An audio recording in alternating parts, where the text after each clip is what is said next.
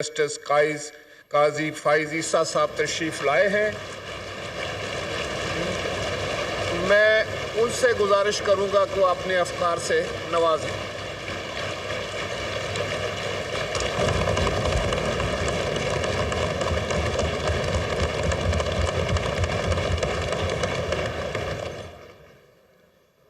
Speaker صاحب بہت بہت شکریہ. بسم اللہ الرحمن الرحیم. میں 2014 سے آپ کا ہمسایہ ہوں. پیدل جاتا ہوں، کبھی پیدل واپس جاتا ہوں. گرمیوں میں ذرا مشکل ہوتی ہے. ہمیشہ سوچا اندر کیا ہوتا ہے. آپ نے پہلی دفعہ یاد ہمیں کیا تو ہم حاضر ہوئے. اس لیے نہیں کہ میں کوئی سیاسی تقریر کرنا چاہتا ہوں، اس لیے کہ میں اپنے اور اپنے ادارے کی طرف سے یہ کہنا چاہتا ہوں کہ ہم اس کتاب کے ساتھ کھڑے ہیں.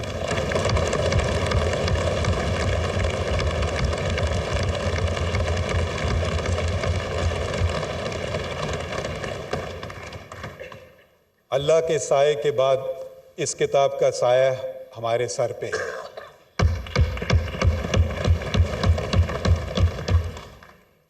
یہ کتاب ہماری پہچان ہے. یہ کتاب پاکستان کی پہچان ہے. یہ کتاب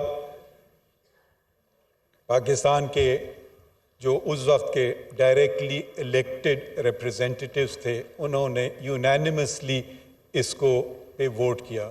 کوئی نیگیٹو ووٹ نہیں تھا. ایبسٹینشنز میرے خیال میں شاید 4 تھے. تو اس کی جو اہمیت ہے اس کو ہمیں پہچاننا چاہیے اور اس پہ ہمیں عمل کرنا چاہیے. پاکستان کی اگر آپ لوگ سب سیاسی طالب علم ہیں، میں قانون کا کیڑا آپ سمجھ لیں میں ہوں. میں قانون کے طریقے سے دیکھتا ہوں چیزیں، آپ سیاست کے طریقے سے. سیاست آپ کا میدان ہے، میرا نہیں. قانون میرا میدان ہے. آپ تبصرے کر سکتے ہیں، تنقید بھی ہم پہ کر سکتے ہیں، اور تنقید ہم نے سنی بھی.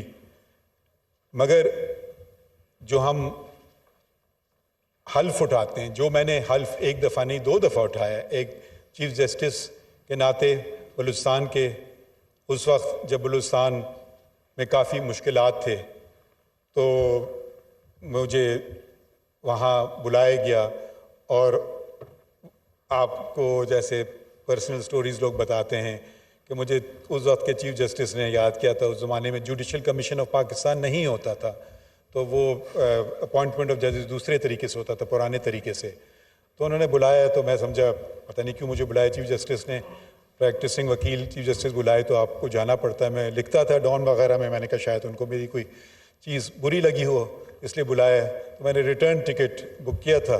تو یہاں معلوم ہے جی آپ بلوچستان چلے جائیں. بھائی کیوں کہ آپ وہاں ہمارا ایک آئینی بحران ہے اور آپ چیف جسٹس. میں نے کہا شکریہ مگر بہت شکریہ، مگر آپ نے مجھے سمجھا کہ میں اس قابل ہوں.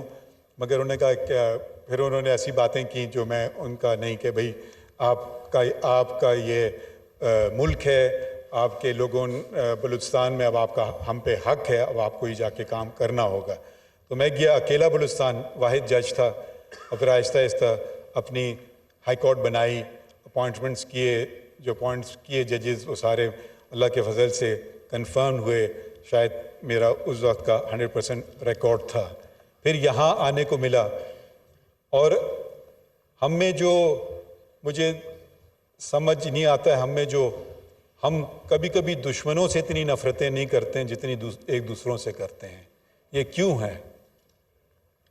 یہ ہم اور آپ سے مراد پارلیمان اور بیوروکریسی، یہ سب کا وجود ایک ہی ہونا چاہیے اور ایک ہی ہے، وہ ہے لوگوں کی خدمت کرنا. ہمارا کام یہ ہے کہ جلد فیصلے کریں آئین اور قانون کے مطابق. آپ کا کام ہے ایسے قوانین بنائیں جو لوگوں کے لیے بہتر ہوں. اور ایگزیکٹو کا کام یہ ہے کہ وہ جو قانون بنائی جائے اور جو حکومت وقت ہے اس کی پالیسیز کو وہ بہتر طریقے سے ادا کرے. یہ میں ذرا سا آپ سے میں نے آنے سے پہلے پوچھا تھا کہ یہاں کوئی ایسی سیاسی باتیں تو نہیں ہوں گی، تو آپ نے مجھے کہا نہیں، آئین کی باتیں ہوں گی صرف. مگر بہت ساری سیاسی باتیں ہو گئیں، اور میں خیر ان کا فریڈم آف رائٹ ہے، وہ بھی یہی آئین دیتا ہے، تو میں ان کو کچھ نہیں کہتا ہوں. اس کا یہ مطلب نہیں ہے کہ میں ان سے اگری کرتا ہوں، یہ میں وضاحت کرنا چاہتا ہوں. شاید کل انہی لوگوں کا کیس آئیں گے اور شاید ان کے خلاف فیصلے ہوں گے، اور شاید وہ میرے خلاف یہ باتیں کریں. تو میں صرف یہ وضاحت کرنا چاہ رہا ہوں. میں آیا تھا، آئین کی گولڈن جوبلی تھی آج، یہ جشن ہے. یہ ہمارا ملک 25 سال تک قائد اعظم محمد علی جناح، اور مجھے فخر ہے کہ میرے والد central working committee of the all India Muslim league, جس کے 19 صرف رکن تھے، اس میں بلوچستان سے وہ واحد رکن تھے. وہ بلوچستان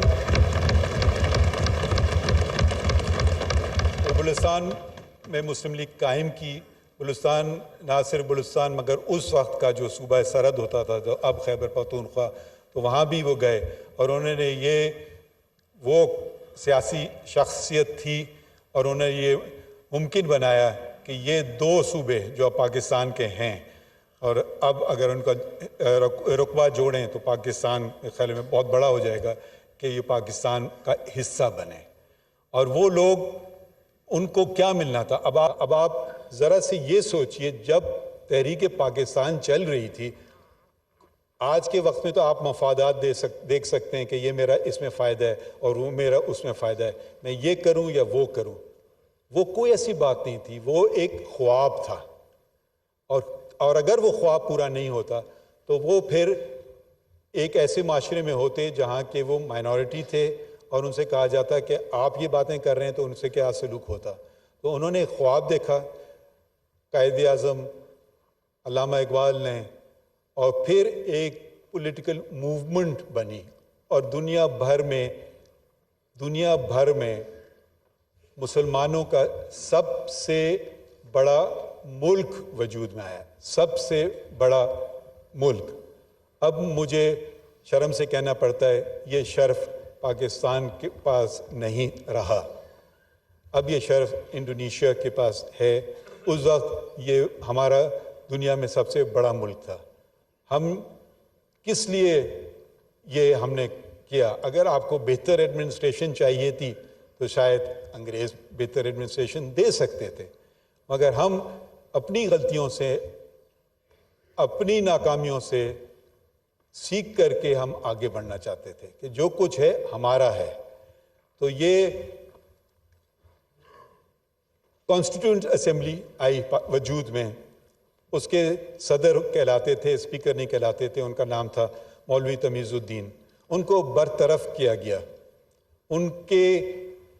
انہوں نے چیلنج کیا، اور ان کی جگہ ایک بیوروکریٹ جو میرے خیال میں ریلوے میں ملازم ہوتا تھا ایک وقت میں، غلام محمد، وہ گورنر جنرل تھا. انہوں نے ان کو برطرف کیا اور انہوں نے کیبنٹ آف منسٹرز بنائی. مولوی تمیز الدین، میرے والد اس کیس میں بھی منسلک تھے، انہوں نے چیلنج کیا چیف کورٹ آف سندھ. اس زمانے میں سندھ ہائی کورٹ نہیں تھا، چیف کورٹ تھا. انہوں نے چیلنج کیا. اس وقت کے جو جج تھے وہ تھے ایک کرسچن، جسٹس کانسٹنٹائن. انہوں نے اور ان کے 3 ساتھیوں نے، جسٹس ویلانی، جسٹس بچل اور جسٹس محمد بخش نے بحال کیا، اور یہ کہا کہ یہ اقدام غلط ہے. اور وہ جو منسٹرز تھے انہوں نے ان کے خلاف ایک ریٹ آف مینڈمس جاری کی، دوسری ریٹ آف کو وارنٹڈ کی کہ آپ کے پاس کوئی اختیار نہیں ہے منسٹر ہونے کا.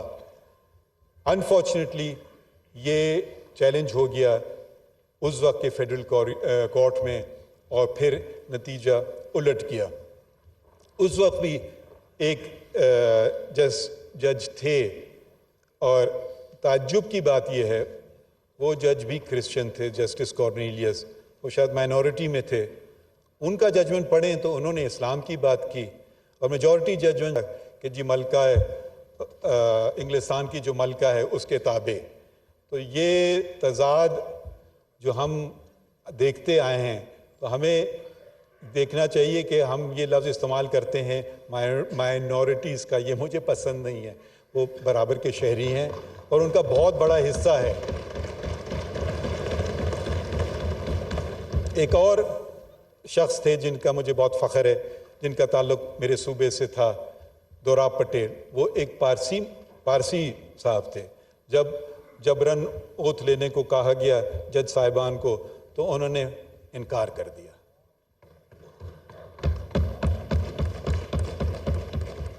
تو صرف میں یہ آپ کو کہنا چاہتا تھا، میں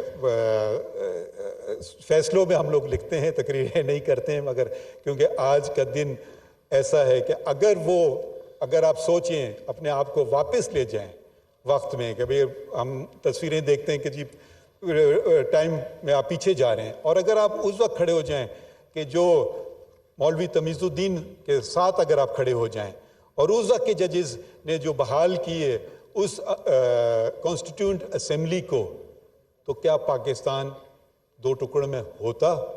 یہ صرف میں سوال ایک قانون دان، ایک طالب علم کی طرف آپ پہ چھوڑ رہا ہوں. اور ایسے سوال، یہ بہت اچھی بات کہ پرائم منسٹر نے یہ 10 اپریل کو دستور کا دن قرار دیا. 10 کو، اور تھوڑا سا تعلق میرا اس ایوان سے یہ بھی بنتا ہے کہ میری چچی اس کی ممبر تھیں، شاید وہ اپوزیشن میں تھیں. تو اور جب یہ آئین پیش کیا جا رہا ہے، اس کو 50 سال ہو گئے ہیں، اور اس کو ہمیں اپنے دل سے لگانا چاہیے.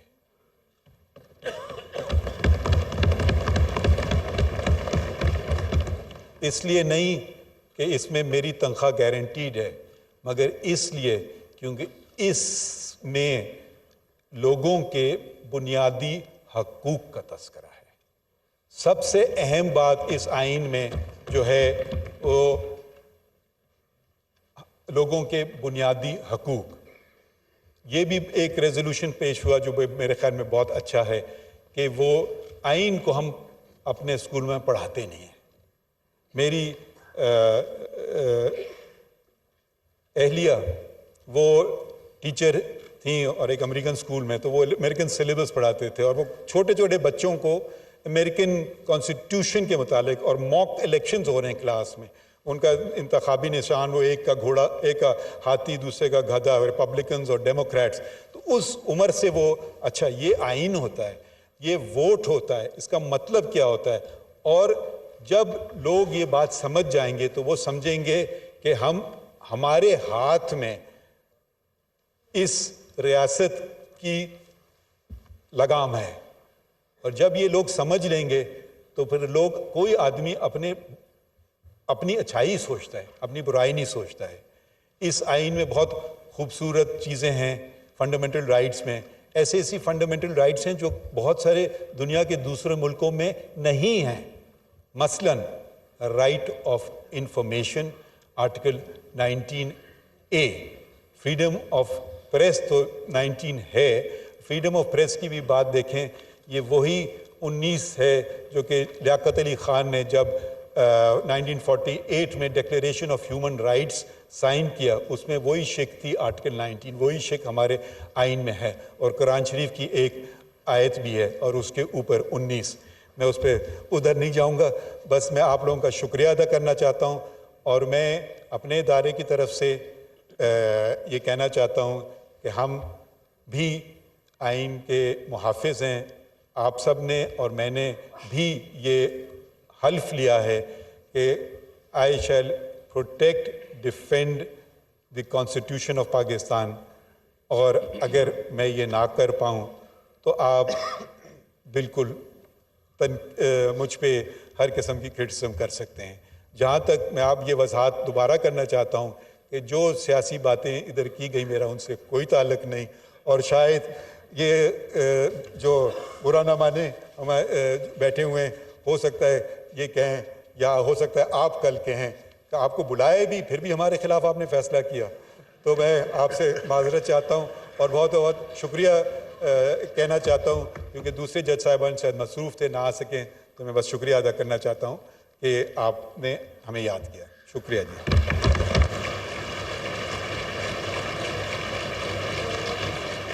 بہت شکریہ جناب جسٹس قاضی فائز عیسی صاحب.